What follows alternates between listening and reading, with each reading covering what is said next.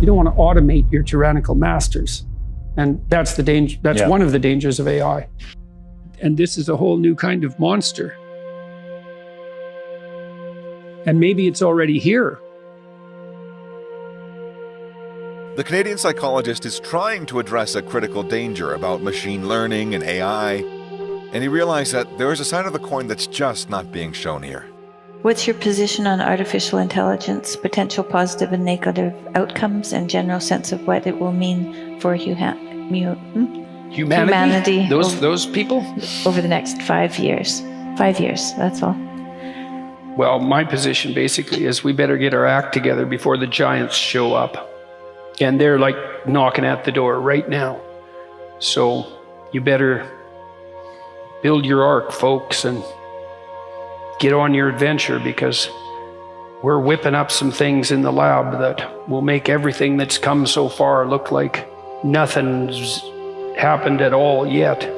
And that's not like next year, that's tomorrow, that's now.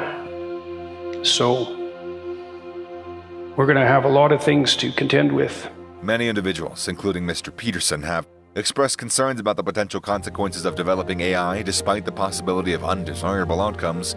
However, the deeper one delves into this question, the more unsettling it becomes.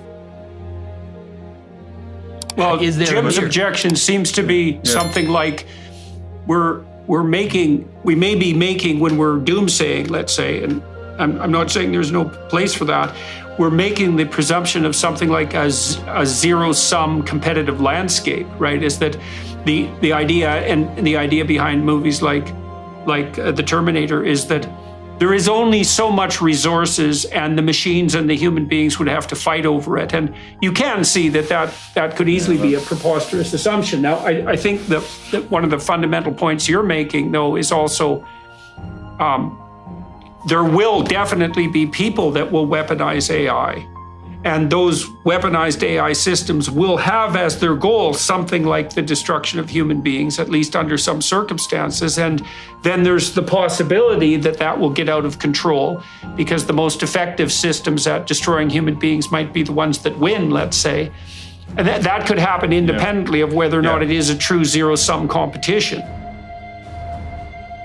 Well, we'll see. I mean, Elon Musk, one of the things he's working on, he thinks that the world will be controlled by whoever produces the most functional AI system the fastest, because there'll be a first mover advantage. And one of the things Musk has been working on for a long time are distributed AI systems, so that you'll have your own artificial intelligence to protect you against, well, let's say against Google's artificial intelligence, for starters. Yeah, or the CCP's artificial intelligence, because you can bet your hat they're working on that about as fast as they possibly can. But I wonder if that's partly a consequence of the erroneous maximization of short-term desire. I mean, one of the things that you might think about that could be dangerous on the AI front is that we optimize the manner in which we interact with our electronic gadgets to capture short-term attention, right? Because there's a difference between getting what you want right now, and getting what you need in some more mature sense across a reasonable span of time. And one of the things that does seem to be happening online, and I think it is driven by the development of AI systems, is that we're assaulted by systems that parasitize our short-term attention. And at the expense of longer-term attention. And if the AI systems emerge to optimize attentional grip, it isn't obvious to me that they're going to optimize for the attention that works over the medium to long run, right? They could conceivably maximize something like whim-centered. Jordan Peterson's concern about the implications of AI is palpable, reflecting the monumental challenges posed by this technology for the future of humanity. I mean, one of the things I was talking to Dr. Penrose today about was he believes that consciousness in some sense stands outside the domain of algorithmic computation. I know he does, yes. And we discussed in some detail why he believes that. And I'm very curious about that. My brother-in-law is probably the world's foremost computer chip designer. Okay. And he's currently designing a chip that he thinks will have the computational power of a human brain. And he was the first person to build a 64-bit chip, and he did that in 1985. Okay. And so we've had a lot of discussions about the limits of AI. So this is an AI-optimized chip, by the way. Yes. This is And my brother-in-law thinks that computation is algorithmic, and so it's that thought is computation and algorithmic, and it can be replicated in AI systems. Yeah. Penrose thinks that Gödel's theorem precludes that there has to be something standing outside. Yes. Now, I tried to push him on what he regarded as the metaphysical significance of consciousness. One of my hypotheses, let's say, about deep stories is that they're meta-gists in some sense. So you could imagine 100 people telling you a tragic story, and then you could reduce each of those tragic stories to the gist of the tragic story, and then you could aggregate the gists, and then you'd have something like a meta-tragedy. And I would say the deeper the gist, the more religious-like the story gets. And that's part of, it's that idea is part of the reason that I wanted to bring you guys together. I mean, one of the things that what you just said makes me wonder is, imagine that you took Shakespeare and you took Dante and you took like the canonical Western writers, and you trained an AI system to understand the structure of each of them, and now you could pull out the summaries of those structures, the gists, and then couldn't you pull out another gist out of that? So it would be like the essential element of Dante and Shakespeare. And they're always after the next new thing as fast as possible. So it's a machine that's speeding along as fast as a machine possibly can. And God only knows where it's headed in some sense, right? Because there's so many things happening at the same time that it's impossible to keep track. And we don't even know what these things are. Like the autonomous cars that are being developed. You know, people still think about those as cars, but that isn't what they are. They're autonomous self-learning robots. And the fact that they happen to take the form of cars at the moment is almost irrelevant. You know, they're no more cars than cars were horseless buggies, right? They're a whole new thing. Because one of the things that's happening now is, as you pointed out earlier, is we're going to be producing equally revolutionary transformations, but at a much smaller scale of time. And so, Mike, one of the things I wonder about, I think it's driving some of the concerns in the conversation, is, are we going to be intelligent enough to direct with regulation the transformations of technology as they start to accelerate? Well, I mean, we've already, you look what's happened online. I mean, we've inadvertently, for example, radically magnified the voices of narcissists, psychopaths, and Machiavellians. And we've done that so intensely, partly, and I would say partly as a consequence of AI mediation. When people were first developing models of artificial intelligence, they thought they'd be able to develop machines that sort of modeled the world and then figured out how to act in the world, sort of abstractly, and then after they figured out how to act in the world, would then act in the world. But that proved to be impossible, as you can tell, because we don't have, you know, ambulatory robots that can like bus tables at a restaurant, which turns out to be, by the way, a very complex job. Fast mathematical operations, computer can handle that easily, but bussing a table, it's like no computer's smart enough to do that. So that's pretty peculiar. But it turned out after like 40 years of investigation that you couldn't build computers that would operate as independent robots by teaching them to model the world, and then by having them model the potential action that they were going to undertake, and then by implementing it. That did not work, partly because modeling the world is way more complicated than anybody ever suspected. It's like infinitely more complicated. And what's really interesting about robots like that is that they basically, they're all identical, right? More or less. Mm-hmm.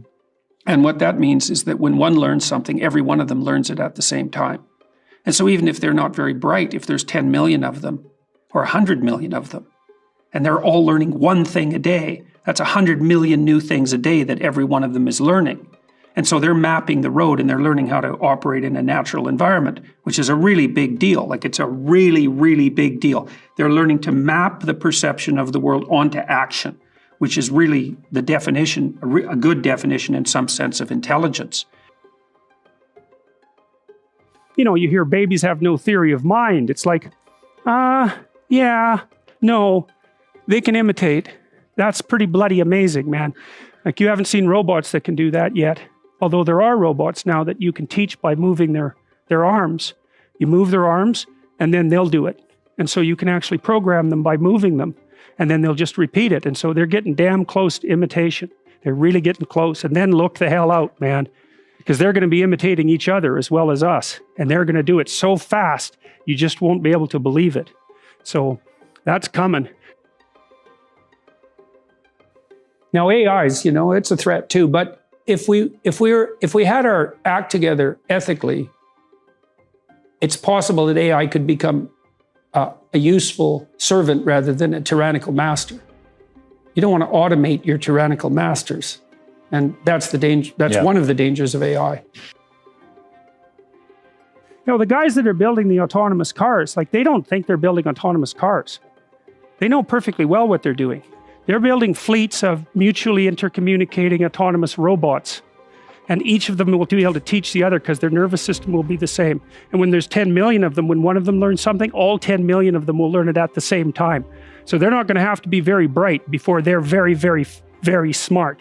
Because us, you know, we'll learn something, you have to imitate it. It's like, God, that's hard. Or I have to explain it to you and you have to understand it and then you have to act it out.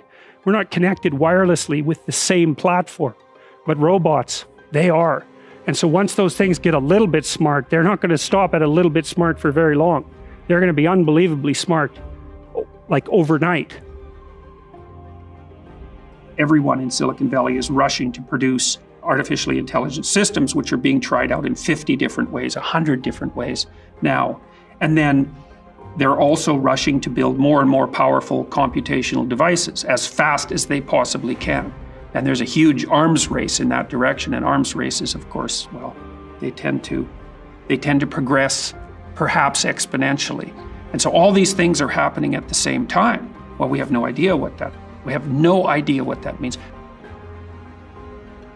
We are definitely increasing our technological power, and you can imagine that that'll increase our capacity for tyranny and also our capacity for abundance.